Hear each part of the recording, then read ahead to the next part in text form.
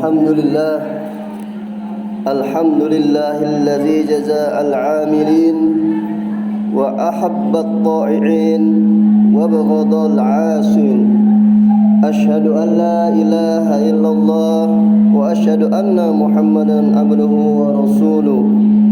Allahumma salli wa sallim wa barik ala Muhammad hadiya ila siratal mustaqim wa ala alihi wa ashabihi wal mujahidin fi sabilikal qawim.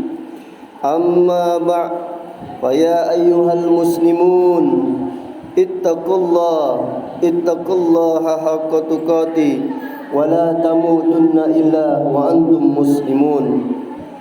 Qala Allah ta'ala fi kitabihil karim, a'udzu billahi minasy syaithanir rajim. Ya ayyuhalladzina amanu taqullaha wal tanzur nafsum ma qaddamat lighad wattaqullaha innallaha khabirum bima ta'malun. Ma'asyiral muslimin rahimakumullah.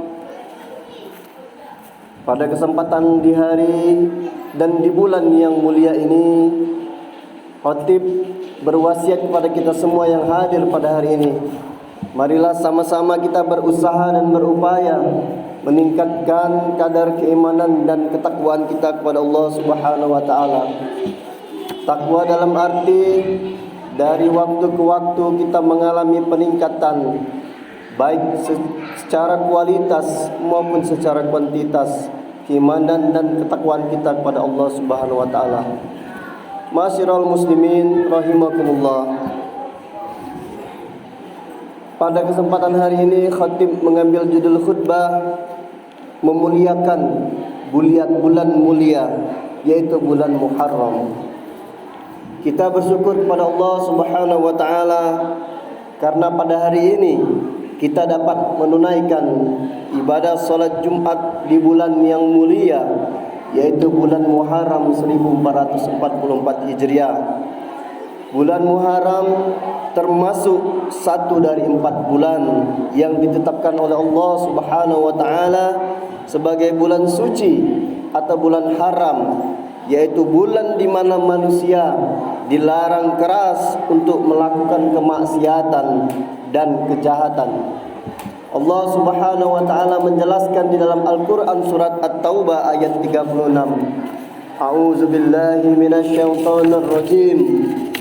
Inna iddatas syuhuri 'indallahi asna asyara syahran fi kitabillah yawma khalaqas samawati wal arda minha arba'atun hurum zalikad dinul qayyim fala tazlimu fihinna anfusakum wa qatilul musyrikin kafah kama yuqatilunakum kafah wa'lamu annallaha ma'al muttaqin.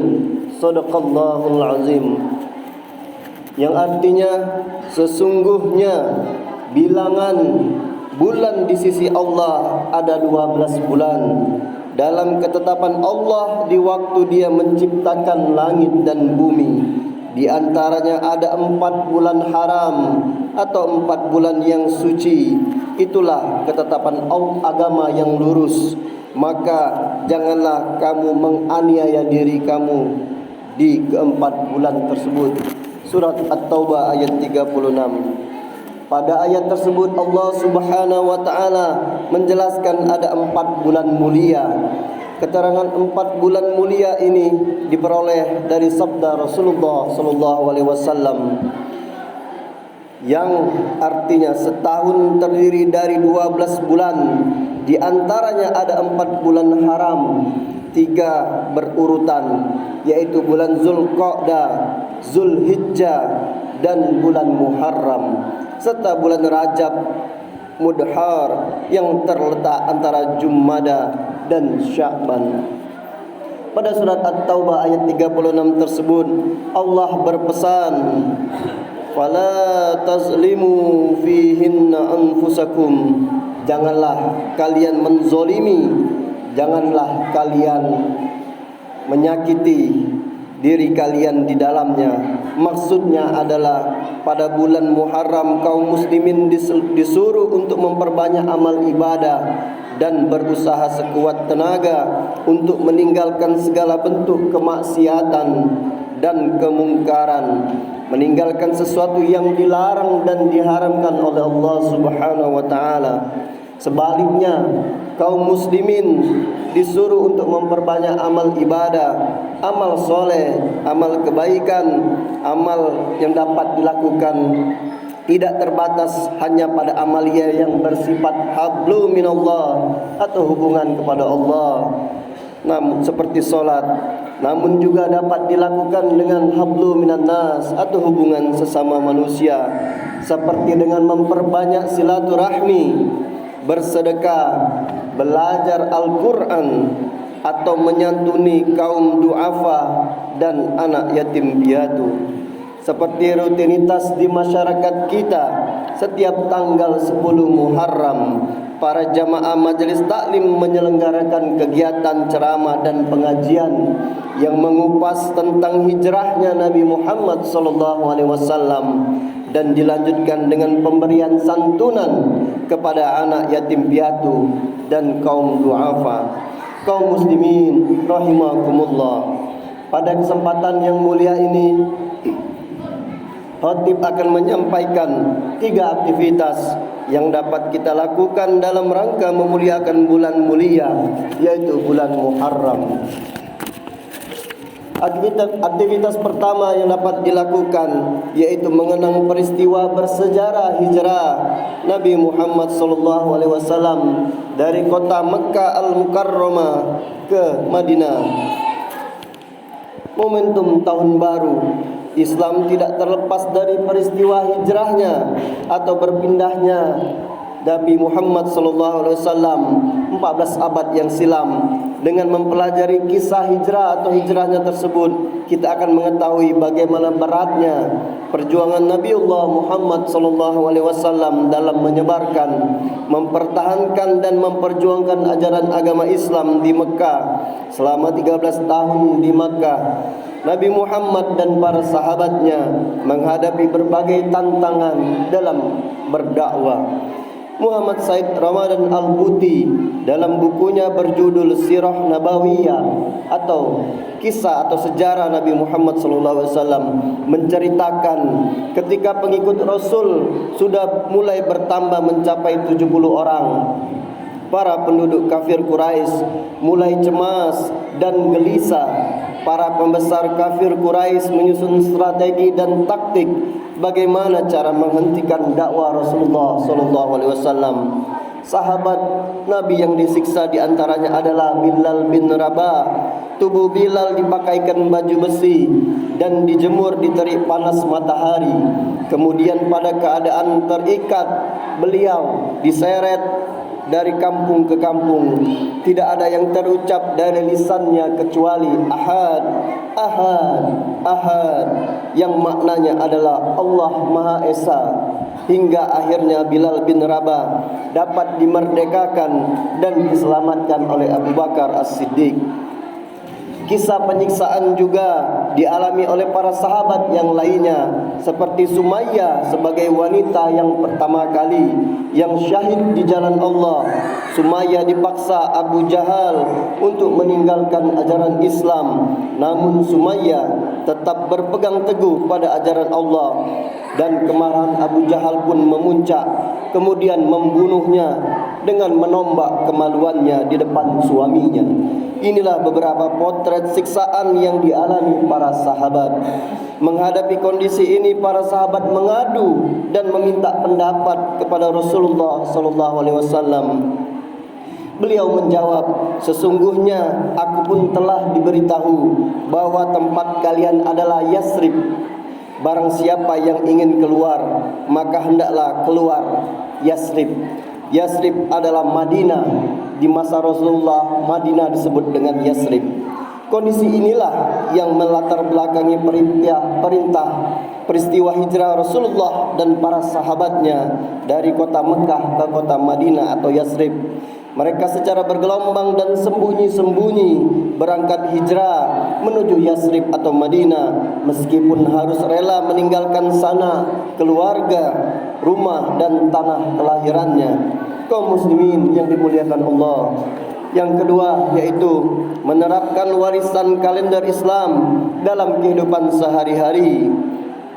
Tidak dapat dipungkiri, saat ini banyak kaum muslimin yang tidak hafal nama-nama bulan di dalam kalender Hijriah, seperti bulan Muharram, bulan Safar, bulan Rabiul Awal, Rabiul Akhir, Jumadil Awal, Jumadil Akhir, Rajab, Sya'ban, Ramadan, Syawal, Zulqaidah dan Zulhijjah. Padahal kalender Hijriah inilah warisan ijtihad atau buah pemikiran seorang khalifah besar, yaitu Sayyidina Umar bin Khattab. Begitu juga dengan nama-nama hari yang selama ini kita kenal, seperti hari Senin, Selasa, Rabu, Kamis, Jumat, Sabtu dan Ahad. Sebenarnya penamaan hari ini berasal dari bahasa Arab yang didasarkan pada urutan angka, yaitu hari Ahad. Artinya 1, Isnain, 2 hari Senin, Salasa 3 hari Selasa, Arba'ah 4 hari Rabu, Khamsah 5 hari Kamis, Sittah 6 hari, Sab'ah 7 hari Sabtu. Adapun hari ke-6 disebut secara khusus dengan hari Jumat.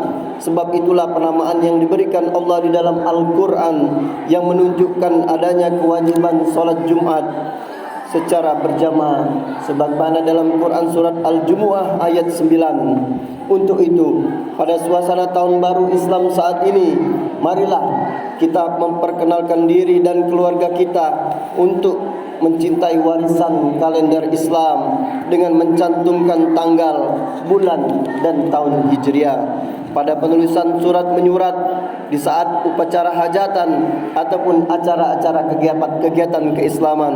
Hal ini sangatlah penting, karena kalau bukan kita sebagai umat, siapa lagi yang akan mensyiarkan kalender Hijriah? Kaum muslimin rahimakumullah. Yang ketiga yaitu menunaikan ibadah puasa pada tanggal 10 Muharram. Rasulullah SAW bersabda yang artinya, puasa yang paling utama setelah puasa Ramadan adalah puasa pada bulan Allah, yaitu bulan haram, Muharram. Sementara solat yang paling utama setelah solat wajib atau solat fardu adalah solat malam. Hadis riwayat Muslim nomor hadis 1163 dari Abu Hurairah radhiyallahu anhu. Dari sekian hari di bulan Muharram, yang lebih afdol atau utama adalah puasa hari Asyura, yaitu 10 Muharram, sebagaimana Abu Qatadah Al-Ansari berkata yang artinya, ketika Nabi SAW ditanya mengenai keutamaan puasa Arafah, beliau menjawab, puasa Arafah akan menghapus dosa setahun yang lalu dan setahun yang akan datang. Beliau juga ditanya tentang keistimewaan puasa Asyura. Beliau menjawab, puasa Asyura akan menghapus dosa setahun yang lalu. Hadis riwayat Muslim nomor hadis 1162. Hadirin rahimakumullah, demikianlah khutbah Jumat ini dapat kami sampaikan. Mudah-mudahan kita semua dapat mengisi dan menjalani hari di bulan Muharram dengan memperbanyak amal ibadah, memperbanyak amal soleh, amal kebaikan. Amin amin ya rabbal alamin. Barakallahu li wa lakum fil Qur'anil azim wa nafa'ani wa iyyakum bima fihi minal ayati wa zikril hakim wa taqabbala minni wa minkum tilawatahu innahu huwas samiul alim. Allahumma shalli ala sayyidina Muhammad wa ala ali sayyidina Muhammad walhamdulillahi rabbil alamin. Alhamdulillah, alhamdulillah ala ihsanihi wa syukur lahu ala taufiqihi wa amtinani. Wa ashhadu an la ilaha illallah wahdahu la syarika lah, wa ashhadu anna sayyidina Muhammadan abduhu wa rasuluh. Allahumma salli ala sayyidina Muhammad وعلى آله وأصحابه وسلم تسليما كثيرا. أما بعد، فيا أيها الناس اتقوا الله فيما أمرنا وانتهوا عما نهى واعلموا أن الله أمركم بأمر بدأ فيه بنفسه وثنى بملائكته بقدسه وقال تعالى إن الله وملائكته يصلون على النبي يا أيها الذين آمنوا صلوا عليه وسلموا تسليما.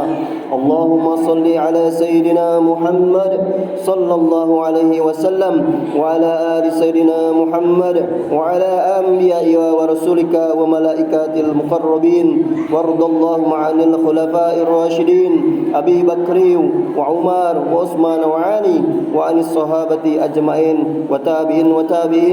وتابعين بإحسان إلى يوم الدين، وارض اللهم عنا معهم برحمتك يا أرحم الراحمين.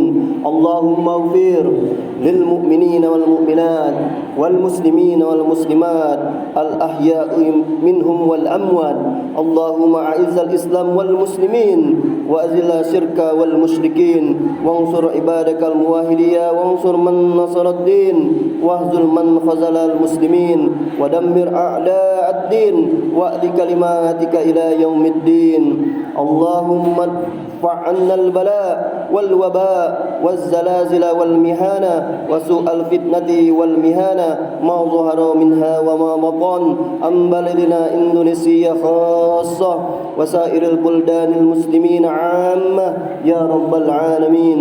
اللهم اجعل حجا مبرورا وشيعا مشكورا وزيبا مغفورا. ربنا آتنا في الدنيا حسنة وفي الآخرة حسنة وقنا عذاب النار. عباد الله، إن الله يأمر بالعدل والإحسان وإيتاء ذي القربى وينهى عن الفحشاء والمنكر والبغي يعظكم لعلكم تذكرون. فاذكروا الله العظيم يذكركم ولا ذكر الله أكبر والله يعلم ما تصنعون. أقيموا الصلاة.